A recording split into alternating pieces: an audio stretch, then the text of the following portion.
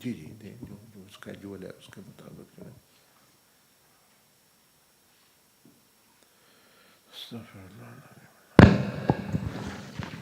This is an opportunity for anybody if they would like to ask any questions or mention any experience if they have during the majlis and things as well. So if you raise your hands, I'll bring the mic to you. And even the sisters downstairs, they have the opportunity, they can send a message on the group.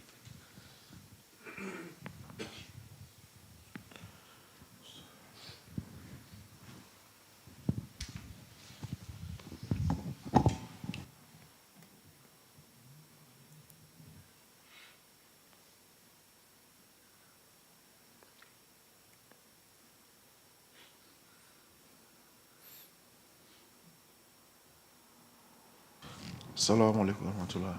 وعليكم السلام ورحمة الله. الحمد لله رب العالمين. الحمد لله رب العالمين. الحمد لله رب العالمين.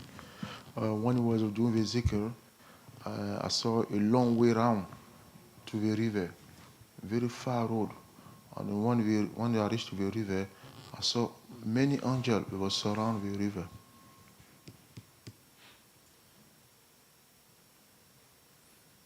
Right, is that it? That's it. Okay.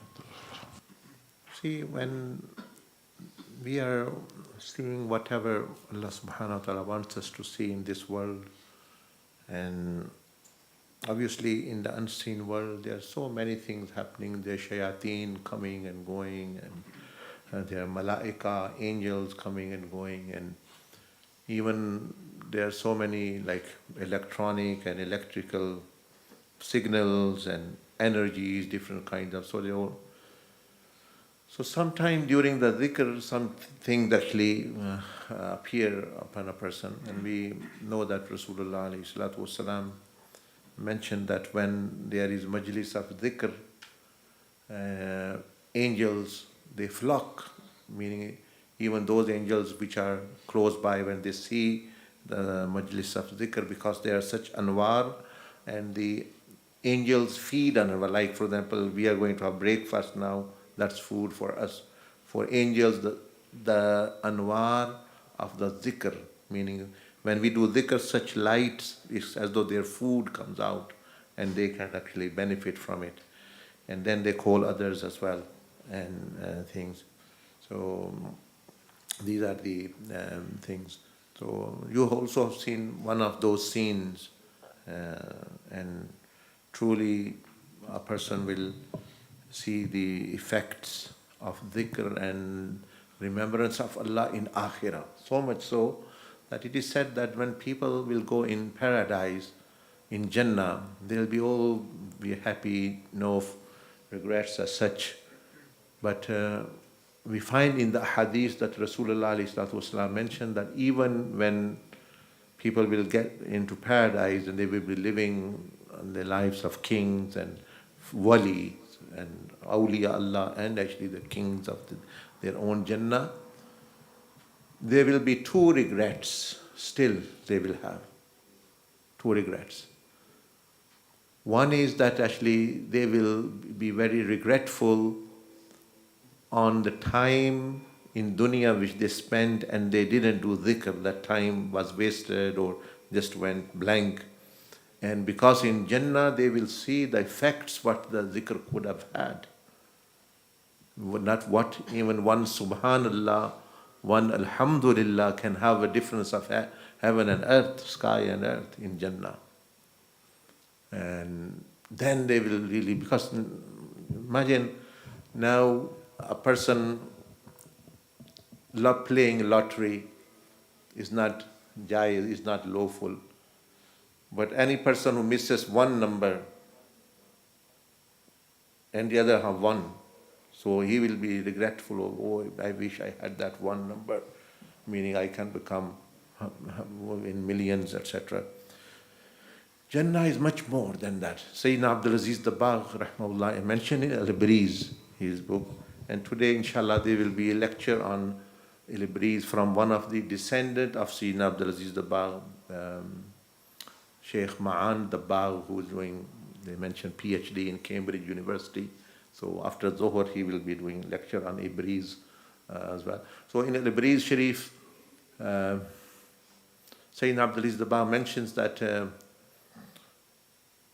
there are different kinds of, let's say, fruits. Let's imagine about grapes. Grapes are found in this dunya. And there are hundreds categories of grapes even in this dunya.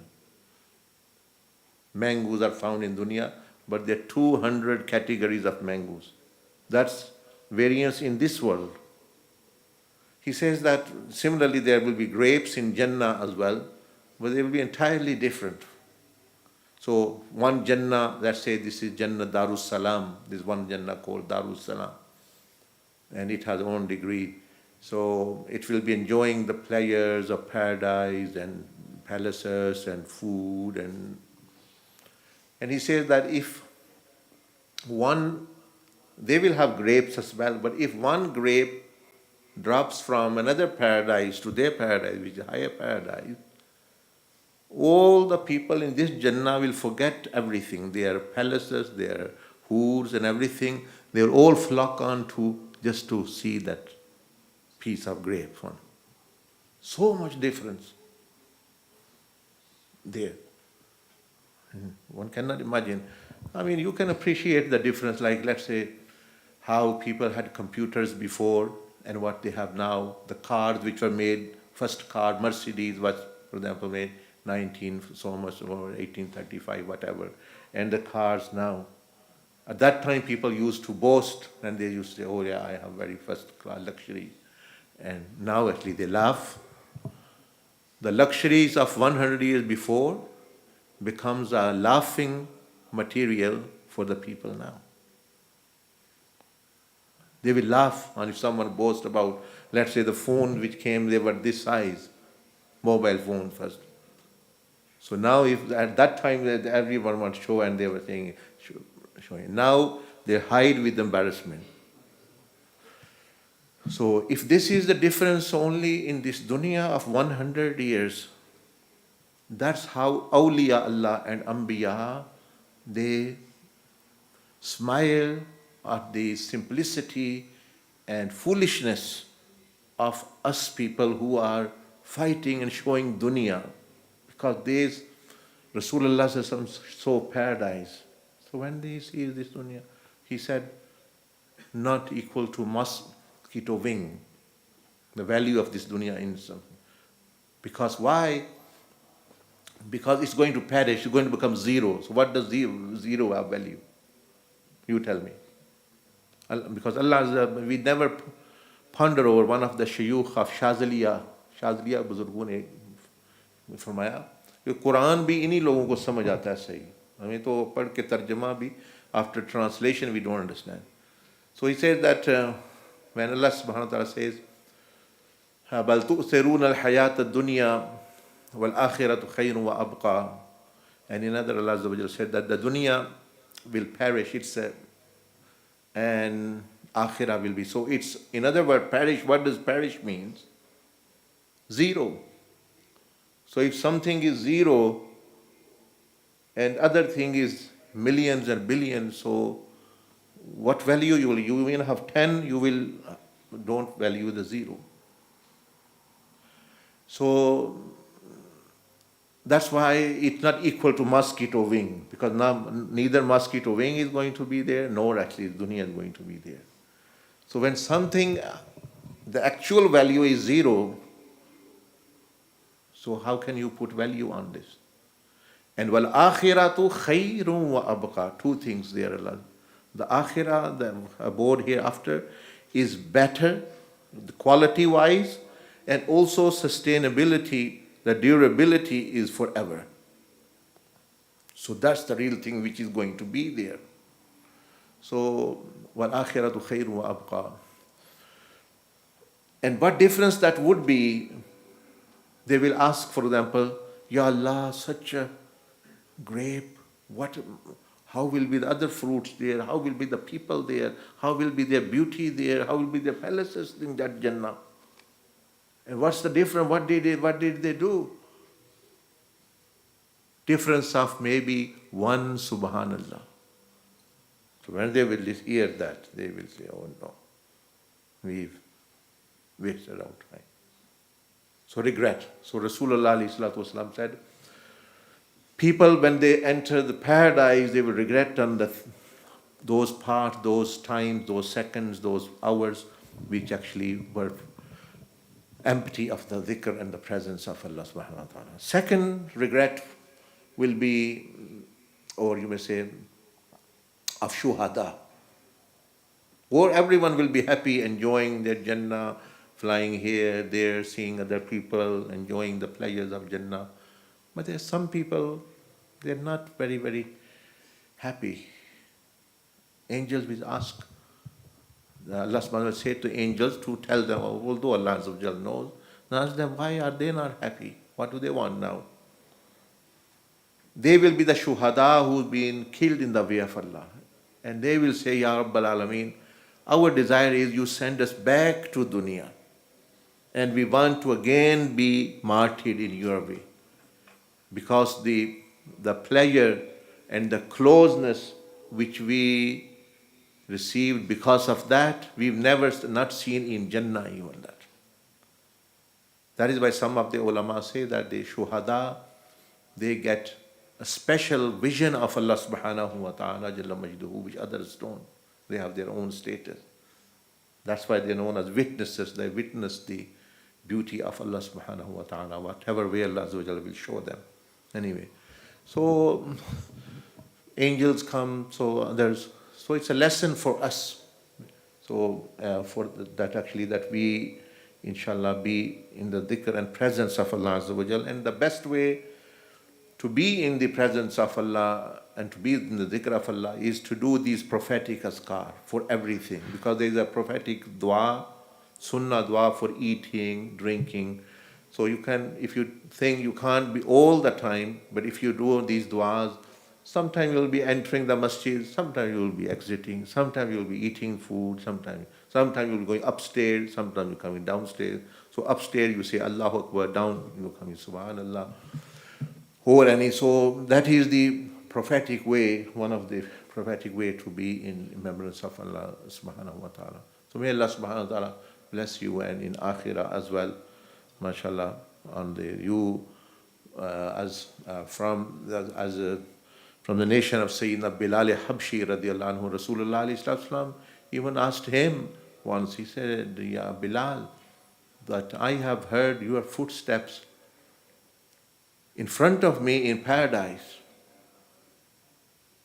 And now there was not a very big amal he mentioned that he did something. That was, he said, I also do the same thing which others do. Only thing is that whenever I do wudu, I pray some nawafil or nafil or whatever, tahiyyatul wudu. And whenever I go to the masjid, I am.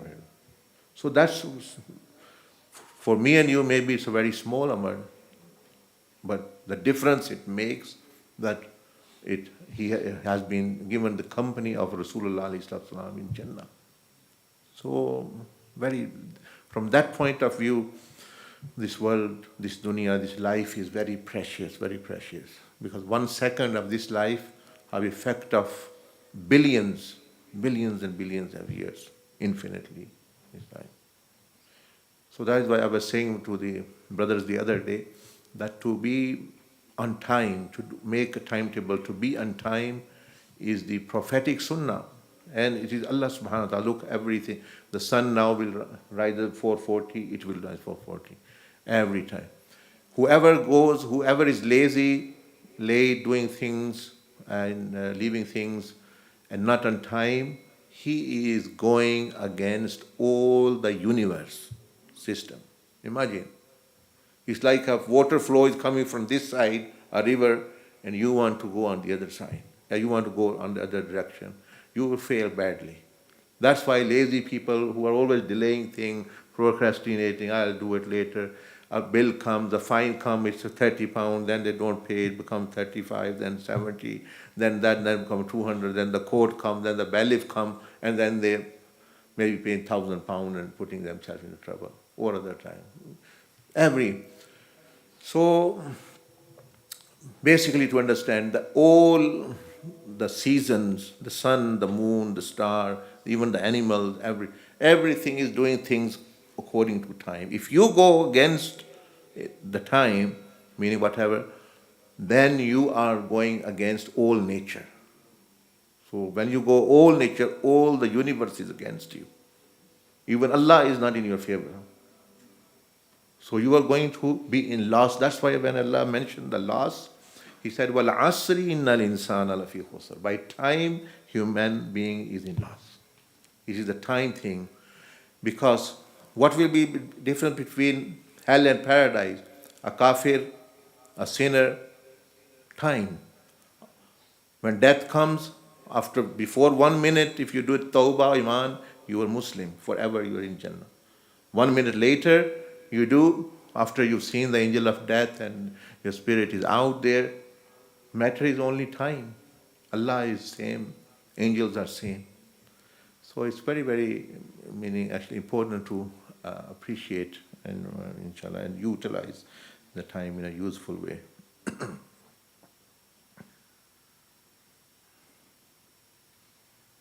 Or anything else?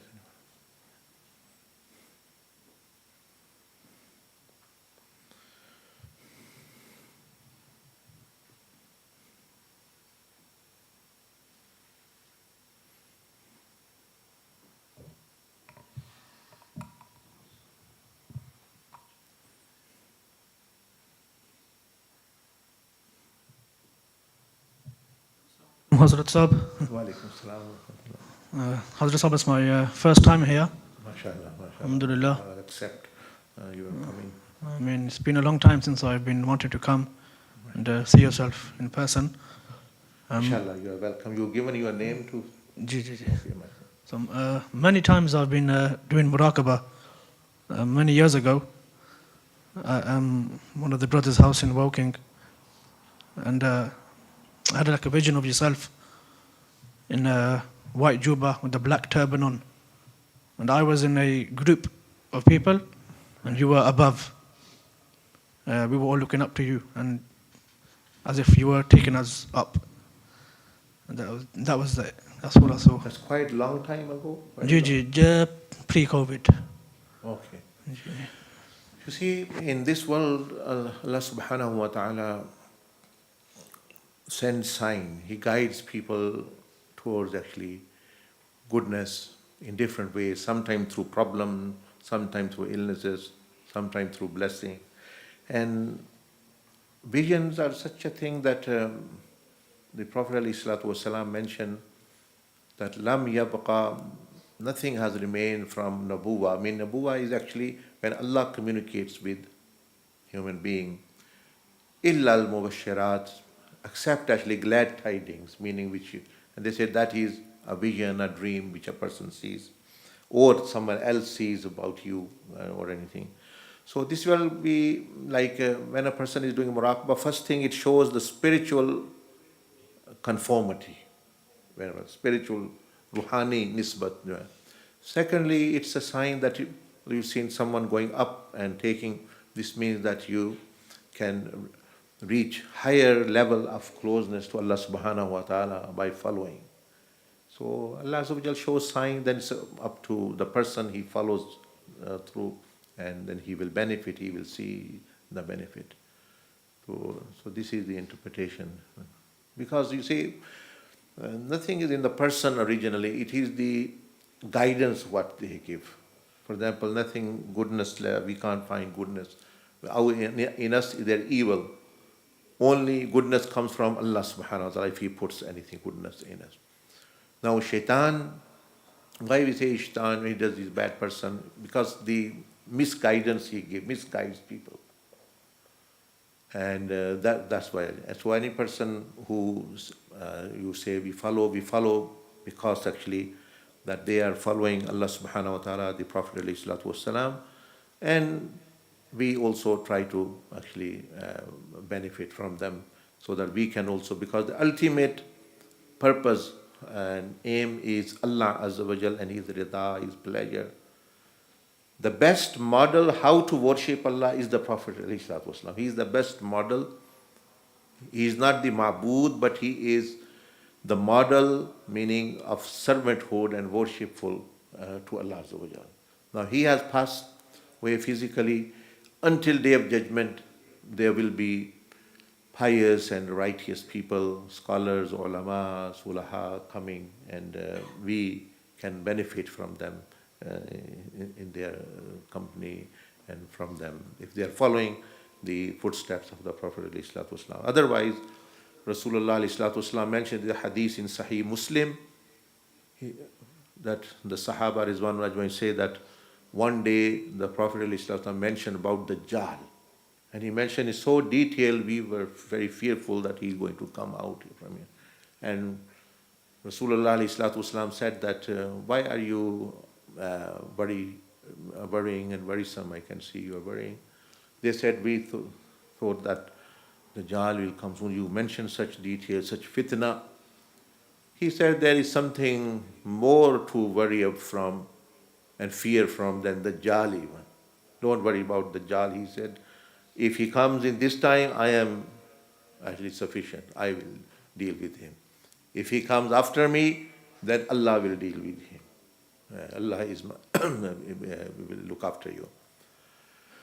And because Allah is going to deal with him, no human being will, only Allah will send Isa alayhi salam al-Mahdi to deal with him. So we not to do anything about the Dajjal. Plus, he is only going to live over this fitna 14 months. Not very long time. So it will be for also the, because Rasulullah mentioned he will stay 40 days. One day will be like 1 year, one like 1 month, one like 1 week, and the rest are 37 days like normal. So if you add them, they come approximately 14 months or so. So it will be fitna for only those people in 14 months they will be living, and they will be helped by Imam Mahdi and Isa alayhi salam. So Rasulullah alayhi salam said that there is something more worst fitna than the Dajjal. They said, what is that, Ya Rasulullah? He said, what it means actually, misguided and misguiding ulama and scholars. A'immatul mudillin. Leaders who actually, because the Dajjal is coming in clothing of the Dajjal and he will say, I am God, this, that, etc.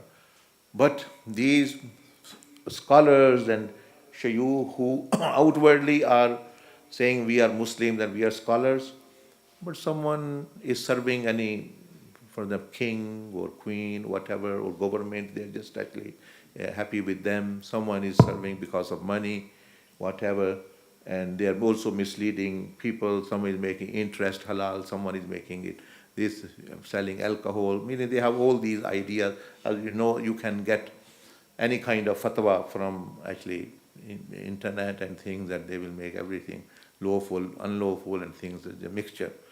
So Rasulullah said that is the most dangerous thing. So we should, people ask, oh, when is the Dajjal going to come? Well, we feel come, you are not going to deal with him. Isa alayhi salam is going to deal. You ponder over in your time that you don't end up following a scholar who is actually not on guidance himself. That is the Dajjal for you and me. So why should that Dajjal comes, Isa alayhi salam deal with him. End of the story. But in our time, in my time, I should be making sure that I'm not following a misguided person. And what is the sign? Rasulullah ﷺ said that the Dajjal will have kafara, kufr. He will be saying things of kufr and things, and that will be obvious. He said everyone would be able to see, every iman, mu'min. So 3 letters, kafara. And there's astray scholars of dunya, and what their also sign is 3 letters. That is sunnat. They will be not following the sunnat of the Prophet. Again the sunnah. So the Dajjal not believing in Allah, not following Allah. These, they will leave, they'll say, we understand the Quran, and they'll just actually change this meaning and that meaning. So one thing more I say that Rasulullah ﷺ said in that hadith that if you recite the 10 verses of Surah Al-Kahf, you will be saved from the Dajjal, he will not come near you. But these scholars, you read all Quran to them, they're still there. So that's even more fitna. Yeah. So inshallah, like what I mentioned, that yes, you can follow my teaching, but same time I mentioned that until then, until I'm following the Prophet ﷺ and giving his, just I'm passing his teaching. That's all it should be. Once Sayyidina Abu Bakr Siddiq radiallahu anhu, first time when he gave khutbah after Rasulullah ﷺ, first khutbah, he said that all of you should obey me until I am obeying Allah and His Messenger. When I not in the obedience of Allah and His Messenger, don't follow me, rather correct me. तो हमारे यहाँ ऐसे है कि हमारे वहाँ फलां scholar ये कह रहा है, मेरा पीर ये कह रहा है, वो गलत भी है तो वो ये कह रहे हैं। वो जब नबी अलैहिस्सलाम ने कुछ फरमा दिया तो उसके बाद जो है वो मामला ख़त्म हो गया। यानी आप क्या, आप तो उनको ही फॉलो करना है सब ने। और कुछ anyone else mention anything or ask? Yes, वो देखो, वो in the corner. Astaghfirullah al-azim.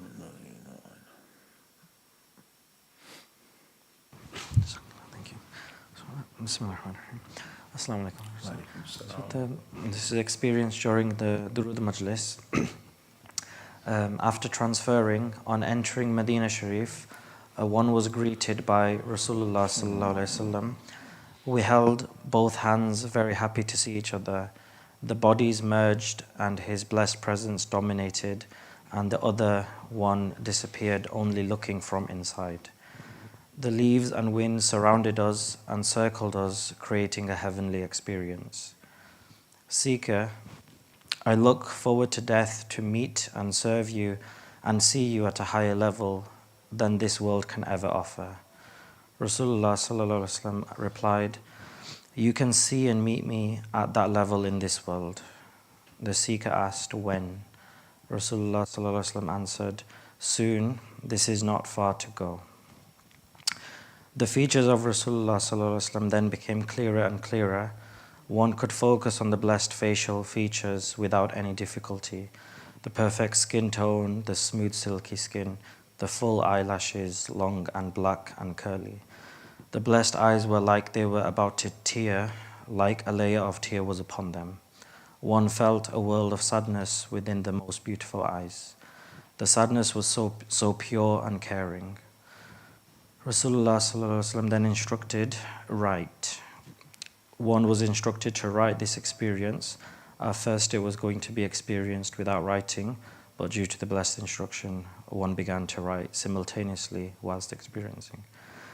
Seeker then said, O my master, other than you, what is there? With your existence, creation is complete. No one and nothing else is necessary. Only you are. You are perfect in every way. We are only to recognize you, and you are to recognize Allah Azza wa Jal. Through you, we are privileged to recognize Him too.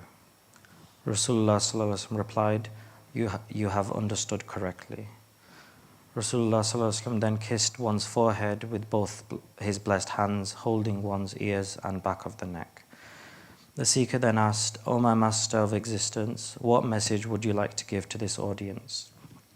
Rasulullah sallallahu alaihi wasallam then answered, tell them I am watching. Tell them I am near. Tell them I live with them. Tell them I love them and we will soon be reunited. Tell them to search for me through my Ahmad and his students, and they will find me. Tell them to learn about me and to love me. The world is going off track. It is your duty to put it back on track. Guide the people to my way. In the times of darkness, light stands out. This is a time of darkness. But you have the true light of Allah. Do not hide it, reveal it, and shine it upon the world. Now is the time. This experience ended, and then during the munajat, this ilham began. Ilham started by instructing, rise. One then focused on the ilham about to enter. The ilham then continued. Most of the people who have come, regarding this audience, most of the people who have come have not come for me. They have come for themselves, for peace, to escape, and for other personal matters. Teach them to travel to me. When they travel to the retreat, they are as though on a journey directly to me. It is no small thing to travel to me. It should fill them with awe and yearning. If I am their purpose, I will be on their minds. But I see their minds and hearts. It is not my name, but the name of their problems. Problems are sent by me to return them to me, yet all they do is try to get rid of the problem. They are misbehaving with the problems, and so I send another problem, but they still do not learn. They want me to talk to them directly, so I send my friends, yet they do not listen. So give them this direct message. Then if they do not listen, then wait for a day of revenge awaiting. The problems are only for a time. One could then see into the minds of individuals. Their minds were clouded with a dark cloud, preventing them from seeing. They were using their sense of seeing, but one could see that they needed to use their sense of hearing to escape the cloud in their minds. It showed that they needed to behave differently to their problems to escape them. They need to use them to come closer to Allah Azza wa Jal. The person then came out of the darkness and into light within their own mind. They were now in the presence of Allah Azza wa Jal. So this one ended, and there was a short experience during the Azkar. During the Azkar, just now, one could see different states of the audience as easy as changing a filter. One did not want to do this and preferred not to look, but the inspiration was directing to do so. Filter 1 was the states of people's sins.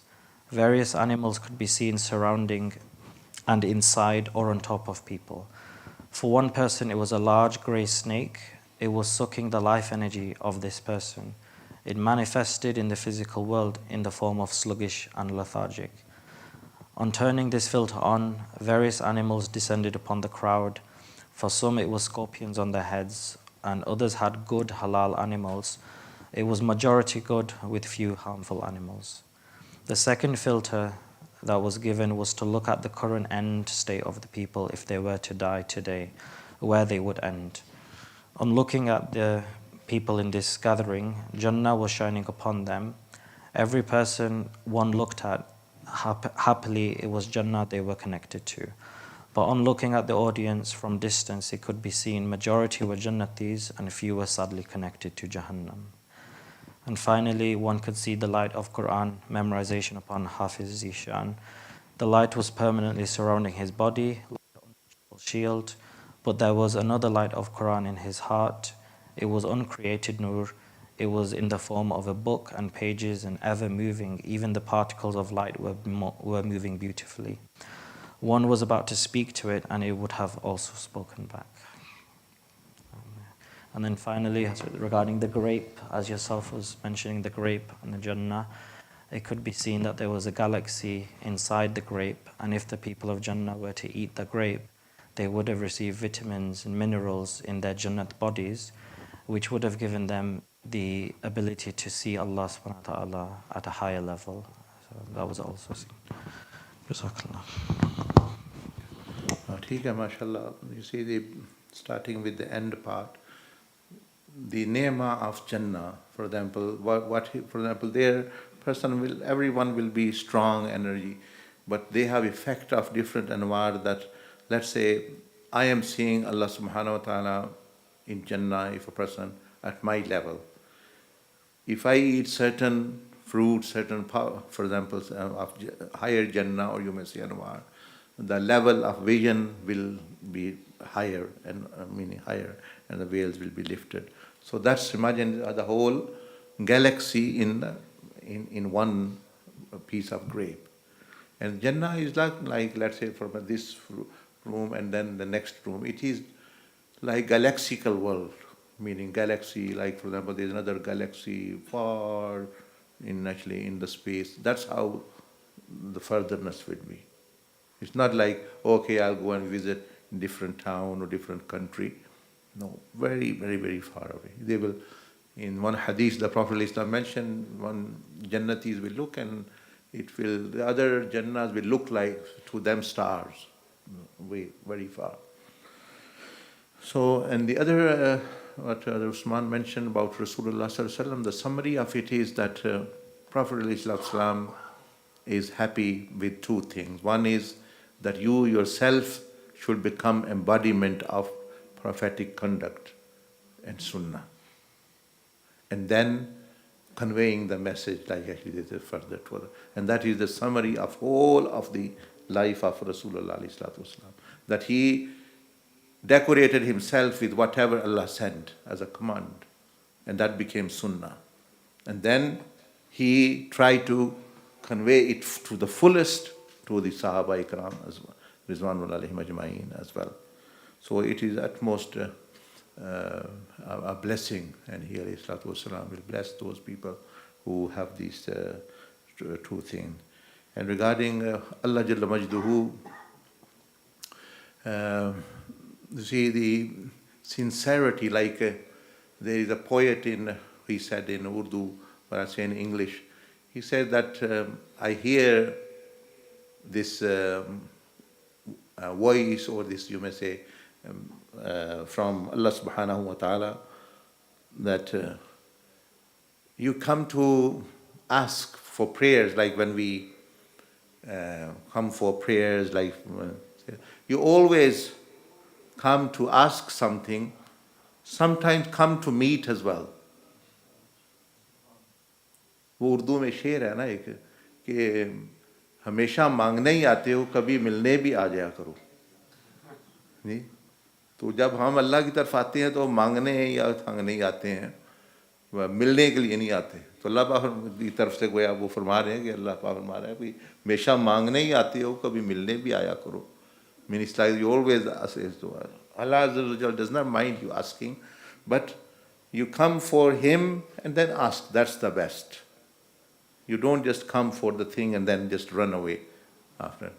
And the second thing, he mentioned that Allah subhanahu wa ta'ala mentioned that you are all, say, Ya Allah, I have this problem, I have this, and I sent the problem for the very reason to bring you to me.